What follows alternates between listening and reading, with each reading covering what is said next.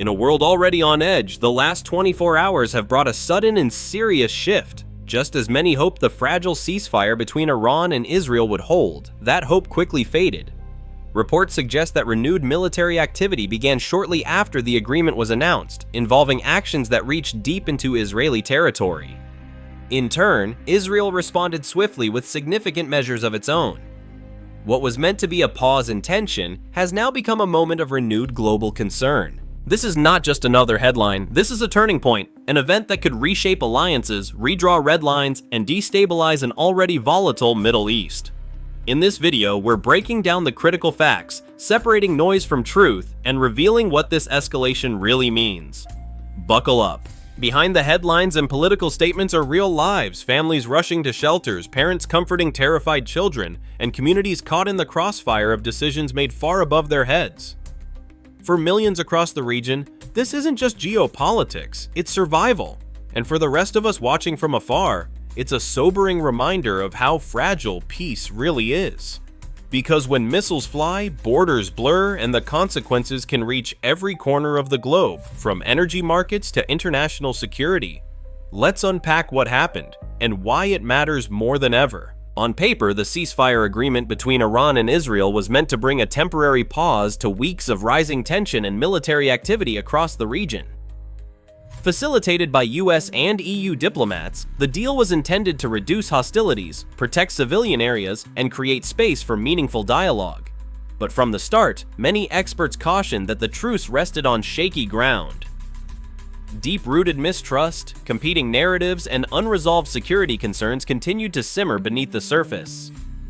Iran had reportedly experienced major disruptions to its infrastructure during earlier phases of the conflict. At the same time, Israel raised concerns about increased movements of armed groups in neighboring countries. While both sides formally agreed to step back, intelligence sources indicated that defensive systems and key assets remained in place. Satellite images even suggested that key military equipment was never fully withdrawn. Then came a turning point. According to Israeli sources and several international observers, new developments occurred near the Beersheba region, sparking renewed tension between the two sides. Iranian officials denied involvement, stating that their actions were in response to unusual aerial activity near their border. No matter who moved first, the brief sense of calm quickly disappeared. With it vanished any remaining optimism that diplomacy alone could ease the situation. The world is now watching with concern, and neither side seems willing to step back. Udeid Air Base in Qatar is back in the spotlight. With rising tensions between Iran and Israel, this base is on high alert. Home to over 8,000 US personnel, it's crucial for CENTCOM's operations. Its location makes it a prime target in any escalation. In past conflicts, Al Udeid was named as a potential target, alarming both Washington and Doha. As Israel ramps up military action, US bases in the region are preparing for impact. Reports show US flights rerouted from Hamad International Airport after Iranian launches. Qatar Airways faced delays, and airspace was briefly closed. Iran's message is clear. US support for Israel could put assets at risk. Al Udeid isn't just symbolic, it's a strategic warning. What makes this moment especially unsettling is how familiar it feels. For many watching from home, it echoes past moments in history when warnings were issued, signals were seen, and yet, events still unfolded beyond control. It's a reminder that intelligence, no matter how advanced, is only one part of a much larger equation. Human judgment, political calculations, and misread intentions often blur the line between deterrence and escalation. For families with loved ones stationed overseas or living in the region, this uncertainty isn't just theoretical, it's personal. Every headline feels like a what-if scenario playing out in real time. One of the more chilling elements of this unfolding crisis is how it was anticipated, but not prevented. Days before the missile strikes, the US Embassy in Qatar warned its citizens to avoid crowded areas and stay alert. This wasn't random. US intelligence intercepted communications indicating Iran was gearing up for urgent operations. Military personnel at bases like Al Udeid were put on high alert, and flight data showed a drop in military cargo flights. Despite these warnings, the attack still happened. Critics are questioning if the US underestimated Iran's boldness or relied too much on diplomacy. Now, will Washington be drawn into direct confrontation? How far is the US willing to go to defend its allies and interests? At the heart of this is the fragile balance between deterrence and diplomacy. While leaders debate strategy, everyday people are left holding their breath. For military families and civilians, the stakes are personal. Every advisory and headline adds to the unease. In moments like this, geopolitics isn't just statecraft.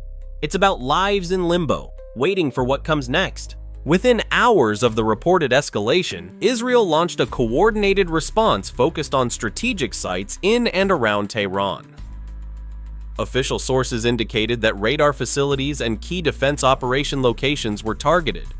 Residents in northern Tehran reported loud disturbances and power interruptions lasting several hours. While local media described the situation as minor, independent analysts suggested a broader impact based on satellite data. This move was not just a reaction, it was a clear signal. Israeli officials warned that future violations would be met with firm responses. Defense Minister Yoav Gallant emphasized that national security would be safeguarded at all costs. Now, the situation is critical. Both sides justify their actions as protective measures, but tensions are escalating. The path ahead is uncertain, and global observers are watching closely, hoping this moment doesn't escalate further. What heightens the tension is the silence from many global leaders. As the region holds its breath, the international community remains cautious, issuing measured statements for restraint. But for those living through this, hearing distant blasts or losing power at night, restraint is more than a term. It's the line between stability and uncertainty. As both sides double down, the world wonders what the next move will be, and who, if anyone, can prevent this from escalating even further. The wider region isn't just watching, it's reacting. Countries like Saudi Arabia, the UAE, and Bahrain are calling for de-escalation while reinforcing their air defenses. Gulf states, many hosting US military bases or having ties with Israel, know a broader conflict could devastate their economies. Qatar, home to Al Udeid, is publicly neutral but privately worried about being caught in the crossfire, navigating a delicate diplomatic line. Hezbollah in Lebanon and Iran-backed militias in Iraq are signaling support for Iran, raising fears of a regional proxy war. Gulf states are urging calm while preparing for worst-case scenarios, walking a tightrope of diplomacy. International markets are feeling the pressure, with energy prices showing volatility as investors monitor developments closely. Countries reliant on oil and gas exports know instability can trigger global economic ripples, prompting contingency plans. Everyday citizens in Doha, Riyadh, and Dubai are feeling the emotional weight of uncertainty, adjusting routines and bracing for the unknown. For many, it's a sobering reminder that diplomacy is about protecting lives, livelihoods, and the fragile sense of normalcy. The United States is at a crossroads, facing pressure to act decisively on multiple fronts. President Biden has called an emergency meeting with military advisors and allies. The Pentagon has repositioned carrier groups in the Mediterranean closer to the Gulf.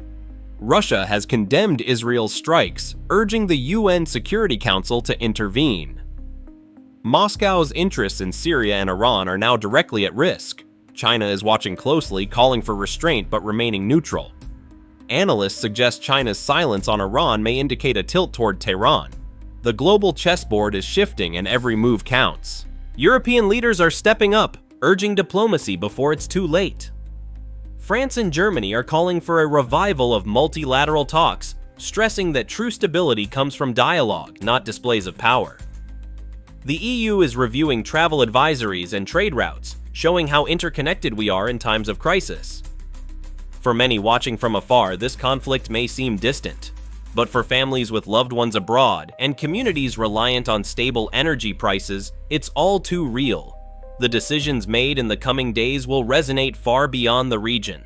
As leaders strategize behind closed doors, the world waits, hoping reason prevails over rivalry. In today's world, tensions aren't just managed through diplomacy, they're shaped by narratives. Iranian and Israeli media outlets are presenting contrasting versions of recent events, each aiming to influence public opinion. Iran's state media highlights strong leadership and claims of technological interceptions. Meanwhile, Israeli broadcasters focus on affected families and high-precision operations.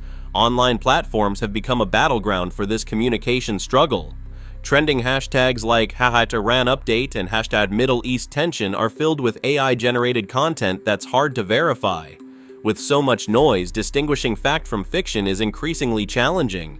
Both nations are shaping international perception to gain support for their positions.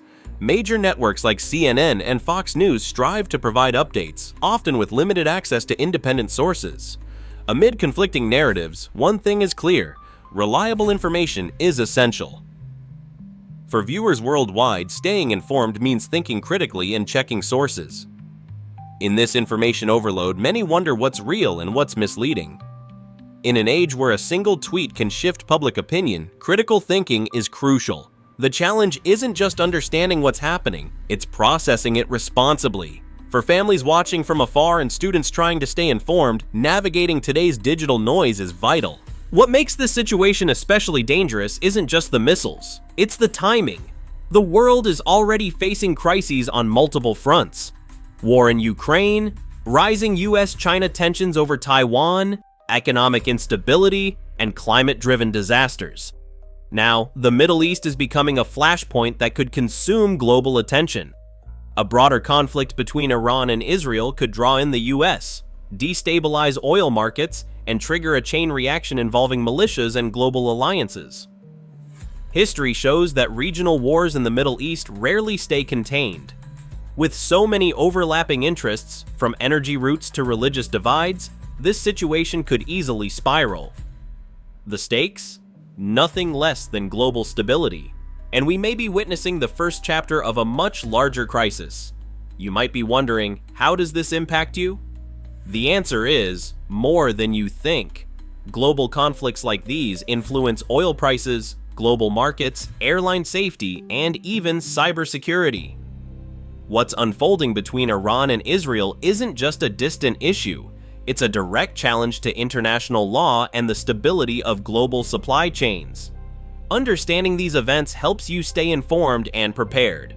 So whether you're watching from the US, Asia, Europe, or anywhere else, this matters. What happens next could shape the next decade of international relations. Stay alert, stay informed, and always ask, who benefits when peace is broken? If this story inspired you or even made you think, don't forget to like this video, share your thoughts in the comments, and subscribe for more powerful insights like this. Your voice matters. Let's keep this conversation going and let's grow together.